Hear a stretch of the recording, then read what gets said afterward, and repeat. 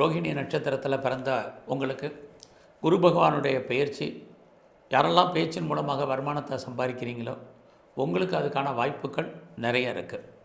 So இந்த காலங்களில் நான் கவர்மெண்ட் எக்ஸாமினேஷன் எழுதியிருக்கேன் அல்லது அடிக்கடி இன்டர்வியூ அட்டன் பண்ணுறேன், யாரெல்லாம் நான் செலக்ட் ஆவேன்னு நினைக்கிறீங்களோ கண்டிப்பாக நீங்கள் பாஸ் பண்ணுறதுக்கான வாய்ப்புகள் நிறைய உண்டு.